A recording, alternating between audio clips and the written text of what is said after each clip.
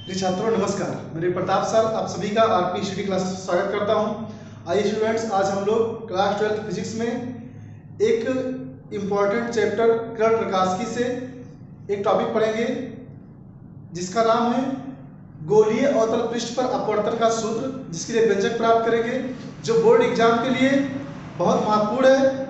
ये board paper में 5 अंक का आता है और हर साल ये बोर्ड पेपर में कहीं ना कहीं पूछा ही जाता है। आइए देखते हैं कि इसका व्यंजक कैसे प्राप्त करेंगे। ये बहुत ही आसान है। यहाँ पर लिखा हुआ है कि गोलीय अवतल पृष्ठ पर अपवर्तन का सूत्र।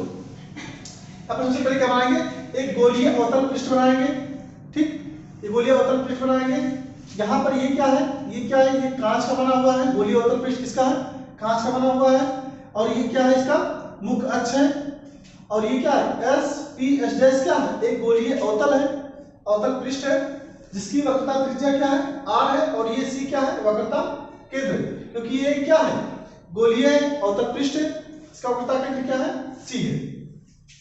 तो इसमें हम लोग क्या करेंगे, यहाँ पर कोई बिंदु, ये ऊपर कोई वस्तु रखेंगे, किसी वस्तु का प्रतिबिंब प्राप्त करेंगे। देखिए यहाँ पर कोई वस्तु रखी हुई है, जब यहाँ से प्रकाश किरण यहाँ पर इस पर आपतित कराएंगे इस प्रकार से, ये जब इस पर आपतित हुआ तो इस पर क्या चाहिए, जब कोई प्रकाश किरण O से गया, O यानी कि ऑब्जेक्ट वस्तु यहाँ पर रखा हुआ है, इससे कोई प्रकाश किरण गोलीय पृष्ठ के किसी बिंदु पर जब आपतित होता है तो उस पर क्या चाहिए, हमें अभिलंब चाहिए। तो इस गोलीय पृष्ठ के लिए अभिलंब कैसे खींचेंगे, जैसे कोई गोला होता है, वृत्त होता है, अगर उसके केंद्र से वृत्त के परिधि पर ऐसे केंद्र है, ये मान लीजिए गोला है, इसके केंद्र से अगर इसकी परिधि में मिला दिया जाए तो क्या होता है, 90 से कोण बनाता है। यानी ये केंद्र है और इसके लिए परिधि है, तो यहां से इसको मिलाएंगे तो ये क्या बनेगा, अभिलंब का काम करेगा इसके लिए, इस प्रकार से, इस प्रकार से। ठीक, अब देखिए ये प्रकाश किरण क्या होती है कि यहां से इस बिंदु को A मान लीजिए, बिंदु A पर आपतित हुई, इस बिंदु पर हमें क्या चाहिए, आपतन बिंदु पर अभिलंब चाहिए, जो हमने क्या किया, अभिलंब खींचा, एक क्या खींचा, ये वाला। ठीक, अब ये यदि प्रकाश किरण क्या होता, यदि माध्यम ये क्या है, इसका माध्यम, इसका जो अपवर्तनांक है, निरपेक्ष अपवर्तनांक, ये विरल माध्यम है। क्या है, विरल माध्यम। विरल माध्यम का अपवर्तनांक क्या होता है, n1, और सघन माध्यम ये क्या है, यह सघन माध्यम, सघन माध्यम, इसका अपवर्तनांक क्या, n2।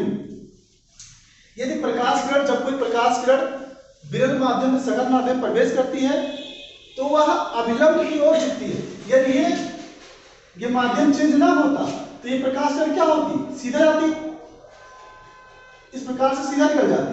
ठीक, लेकिन क्या हुआ कि विरल माध्यम से प्रकाश किरण सघन माध्यम प्रवेश कर रही है, तो ये अभिलंब, देखिए अभिलंब की ओर झुक जाएगी, अभिलंब की ओर यानी कि इस प्रकार से जाएगी, तो ये इस प्रकार से जाएगी। ठीक, अब देखिए एक प्रकाश किरण हमने इस प्रकार से भेजा और दूसरा प्रकाश किरण क्या करेंगे, इसी के मुख्य अक्ष पर भेजेंगे इस प्रकार से, इसको मान लेंगे ये PQ है, क्या है, यहां से O से भेजेंगे Q। एक प्रकाश किरण इस प्रकार से भेजा और एक प्रकाश किरण इस पर, दोनों प्रकाश किरणें क्या हो रही है, कहीं पर मिलती हुई प्रतीत नहीं हो रही है। ठीक, या मिलेगी नहीं, एक प्रकाश किरण इस प्रकार से जा रही है, एक इस प्रकार से, दोनों कहीं पर नहीं मिलेंगे। और जब दोनों प्रकाश किरणें मिलती हैं या मिलती हुई प्रतीत होती है तभी किसी वस्तु का प्रतिबिंब बनता है। ठीक, तो कहने का मतलब ये प्रकाश किरण इधर गया, अभिलंब की ओर झुक गया, तो इसको, इस प्रकाश किरण को पीछे की ओर डैश डैश से मिला दें। ठीक, इसको क्या करें, पीछे की ओर डैश डैश से मिला दीजिए इस वाले प्रकाश किरण को, तो ये क्या बन जाएगा हमारा यहाँ पर, और एक प्रकाश किरण इस प्रकार से, तो यहाँ पर क्या बनेगा, इसका प्रतिबिंब I बनेगा। ठीक, ये बन गया। अब देखिए इस मुख्य अक्ष के साथ, इस मुख्य अक्ष के साथ OA और IA और AC, ये मुख्य अक्ष के साथ कोण बनाना है अल्फा, कोण बीटा, कोण क्या, गामा। ठीक, अब देखिए यहां पर यदि अगर देखा जाए तो ये क्या है, ये अभिलंब है हमारा, ये क्या है, अभिलंब है। A और C क्या है, अभिलंब है, और अभिलंब और आपतित किरण के बीच जो कोण बनता है उसको बोलते हैं क्या, आपतन कोण I। अविलंब और आपतित किरण के बीच जो कोण बनता है उसको बोलते हैं आपतन कोण आई। और अब वो अविलंब और अपवर्तित किरण, देखिए अपवर्तित किरण ये पीछे वाली किरण है, ये वाली, इसके बीच जो कोण बनता है इसको बोलते हैं कोण क्या, आर। ठीक, क्या बोलते हैं, आर। तो अब हम लोग देखिए यहां पर क्या करेंगे, अब यहां पर हम लोग एक त्रिभुज का परिमेय जानते हैं, बहिष्कोण परिमेय। बहिष्कोण परिमेय से क्या करेंगे, आई और आर का मान निकालेंगे। ठीक, बहिष्कोण परिमेय क्या होता है, जैसे मान लीजिए कि ये कोई एक त्रिभुज है, ये इसका ये कोण पता है और ये कोण पता है, अंदर के दो कोण पता है, तो बाहर का कोण क्या हो जाएगा, जैसे ये 60 है और ये क्या है, ये 40 अंश है, तो ये कोण कितना हो जाएगा, 100 अंश हो जाएगा। ठीक, उसी प्रकार से बहिष्कोण परिमेय क्या होता है, इसके लिए बहिष्कोण परिमेय लगाएंगे। देखिए त्रिभुज लेंगे, त्रिभुज ओ ए सी में, त्रिभुज ओ ए सी में बहिष्कोण परिमेय से, बहिष्कोण परिमेय से, बहिष्कोण परिमेय देखिए अब अगर ओ ए सी को देखा जाए तो इसके लिए अल्फा कोण ये और आई कोण ये बहिष्कोण गामा के बराबर है, तो यानी कि अल्फा कोण और ये पूरा कोण कितना, कोण ए कितना, आई, और बहिष्कोण क्या है, गामा। तो लिखेंगे क्या, आई प्लस अल्फा ये बराबर क्या, गामा। और जब यहां से आई का मान निकालेंगे तो आई बराबर क्या हो जाएगा, गामा माइनस अल्फा, इसको समीकरण मान लेंगे 1। देखिए इसी त्रिभुज से हम लोग क्या करेंगे, आई और आर का मान निकालेंगे, उसको स्नेल के नियम में रखेंगे। अब देखिए एक त्रिभुज दोबारा लेंगे, पुनः त्रिभुज कौन से, आई ए सी में, आई ए सी में, किससे, बहिष्कोण परिमेय से। देखिए अगर ये त्रिभुज लेंगे, ये आई और ए और सी, इसके अंतःकोण ये है और आर है, और ये क्या है, गामा क्या है, बहिष्कोण है, तो लिखेंगे बीटा और प्लस आर, क्या लिखेंगे, बीटा प्लस आर बराबर क्या, गामा, क्योंकि बीटा और आर क्या है, अंतःकोण है, और गामा ये क्या है, बाहरी कोण है, बहिष्कोण है, तो beta plus gamma, beta plus R बराबर गामा। जब यहां से आर का मान निकालेंगे तो क्या हो जाएगा, गामा माइनस बीटा, इसको हम मान लेंगे समीकरण 2 से। अब देखिए ये विरल माध्यम क्या है, n1 है, और सरल माध्यम क्या है, n2 है। अब आई और आर का मान हम लोग निकाले, अब लोग क्या करेंगे, हम लोग स्नेल का नियम लगाएंगे, क्या चीज, स्नेल के नियम से लिखेंगे, स्नेल के नियम से। स्नेल का नियम क्या होता है, साइन आई बटे साइन आर बराबर एम। स्नेल का नियम क्या होता है, एन बराबर होता है साइन आई बटे साइन आर। ठीक, तो साइन आई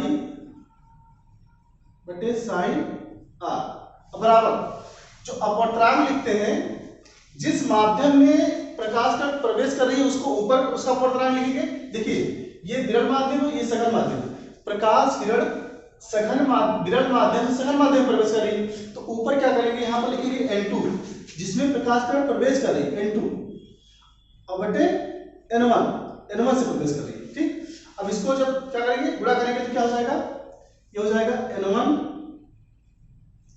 साइन आई बराबर n2 साइन आर।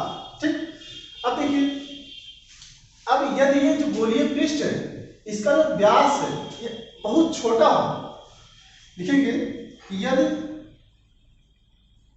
गोलीय पृष्ठ का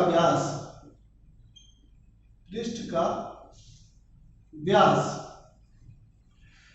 बहुत छोटा हो, तो जब बहुत छोटा होगा तो जो कोण आई और आर है क्या होंगे, ये बहुत छोटे होंगे, आई और आर बहुत छोटे होंगे। जब आई आर छोटे होंगे तो क्या हो जाएगा, साइन आई बराबर आई के और साइन आर बराबर आर के। ठीक, आई और आर क्या होंगे, लिखा है यदि गोलीय पृष्ठ का व्यास बहुत छोटा हो तो आई और आर आई तथा आर बहुत छोटे कोण होंगे, छोटे कोण होंगे। देखिए एक नियम होता है, यदि कोण बहुत छोटा है, मान लीजिए आई है, आई बहुत छोटा है, तो आई को लिखते हैं साइन आई के बराबर और आर को लिख सकते हैं किसके, साइन आर के बराबर।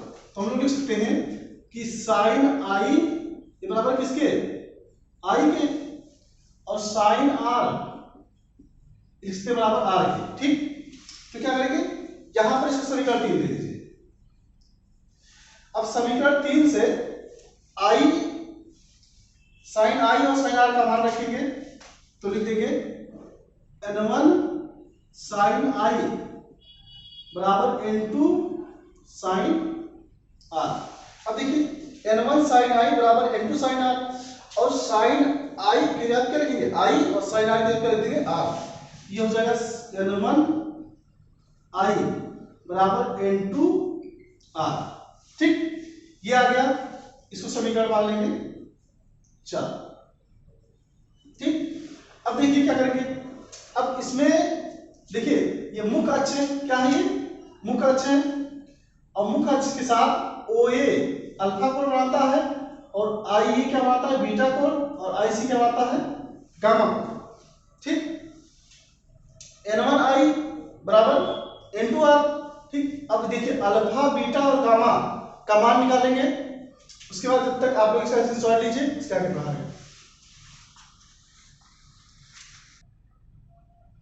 तो यहां पर आ गया n1 sin i बराबर n2 sin r। ठीक, अब देखिए i और r यहां पर क्या है, i आपतन कोण है और r क्या है, अपवर्तन कोण। i का मान और r का मान समीकरण 1 और 2 से रखेंगे, समीकरण 1 और 2 से लिखेंगे, समीकरण 1 व समीकरण 2 से i तथा r का मान रखने का, मान रखने का। ठीक, तो n1 साइन आई, साइन आई का मान क्या, गामा माइनस अल्फा बराबर n2 साइन आर, आर का मान क्या रखेंगे, गामा माइनस बीटा। अब इसको गुणा किया जाए तो क्या हो जाएगा, n1 gamma minus n1 alpha बराबर n2 gamma minus n2 beta. ठीक, अब देखिए ये इसको पक्षांतर कर लीजिएगा इधर, तो ये हो जाएगा क्या, n1 गामा, ये प्लस में है, पक्षांतर करेंगे तो माइनस n2 गामा बराबर, ये माइनस n1 अल्फा है, इधर लाएंगे तो प्लस n1 अल्फा हो जाएगा, और माइनस n2 बीटा। इसमें क्या करेंगे, गामा कॉमन ले लेंगे, तो क्या हो जाएगा, n1 माइनस n2 बराबर n1 alpha minus n2 beta. इस समीकरण को मान लीजिए 5। ठीक, अब देखिए जब इस गोलीय पृष्ठ का जो व्यास है वो अति छोटा है, तो क्या होंगे, अल्फा, बीटा और गामा भी क्या होंगे, बहुत छोटे होंगे। और एक चीज यहां पर इस मुख्य अक्ष पर इस बिंदु ए से अभिलंब डाला जाए, ये अभिलंब, और इस बिंदु को क्या मान लिया जाए, n मान लिया जाए, तो n और p क्या है, n और p अति समीप है, बहुत समीप है। जब हमें आवश्यकता पड़ेगी तो n और p को मान लेंगे बराबर लगभग, तो n की जगह पर p और p की जगह पर n रख सकते हैं, क्यों, क्योंकि ये बहुत इसके समीप है। ठीक, तो आइए लिखते हैं यहाँ पर, यदि गोलीय पृष्ठ का व्यास बहुत छोटा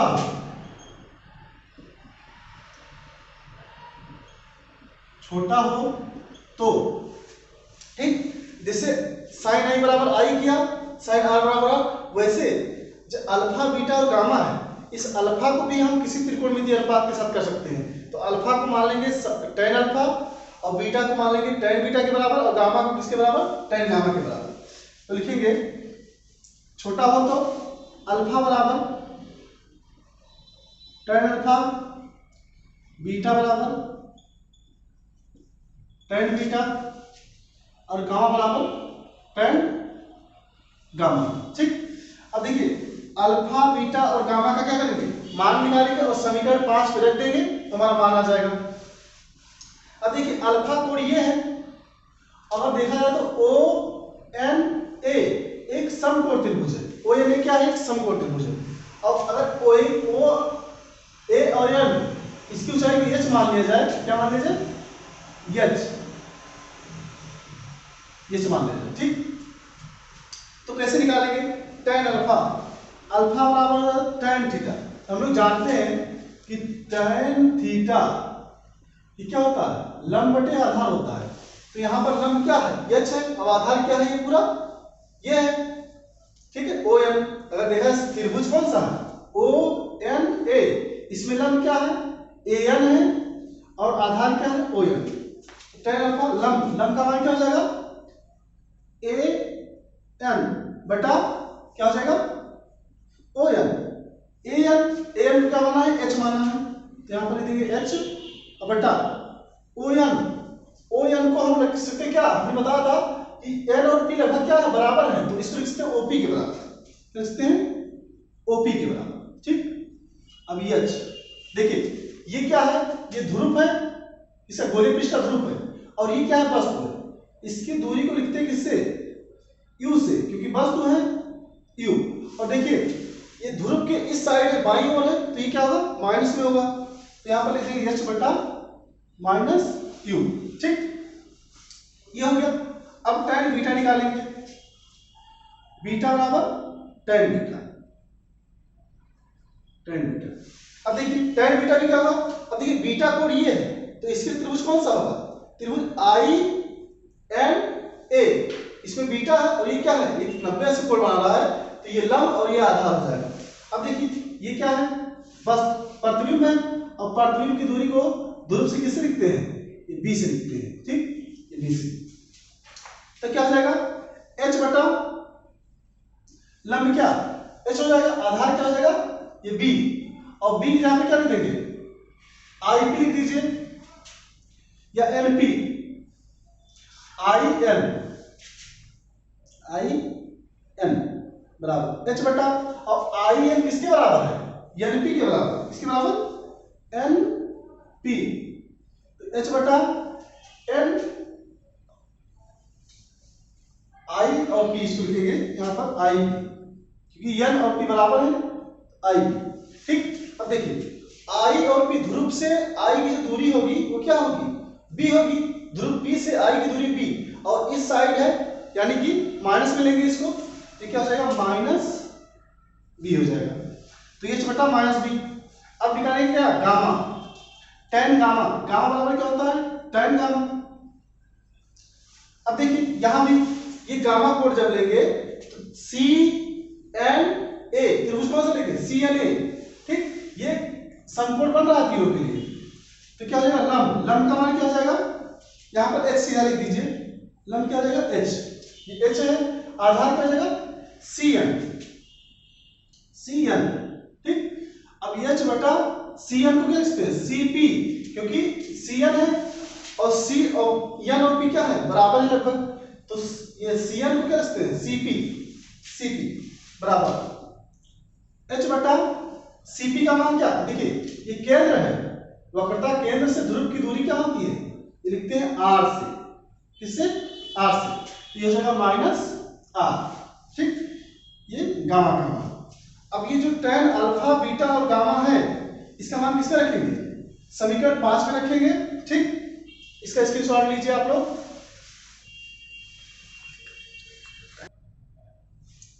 तो अल्फा बीटा और गामा का मान मैंने निकाला। अब क्या करेंगे? समीकरण जो 5 था उसमें अल्फा बीटा और गामा का मान रखेंगे। अब ये समीकरण 5 है, ठीक, ये था। तो अल्फा बीटा और गामा का मान रखेंगे समीकरण 5 में, अल्फा गामा बीटा तथा गामा का मान रखने, ठीक। अब देखिए गामा का मान क्या है? यहाँ पर गामा का मान मैंने निकाला था एच बटे माइनस आर, गामा का मान एच बटे माइनस आर, अब ब्रैकेट में n1 माइनस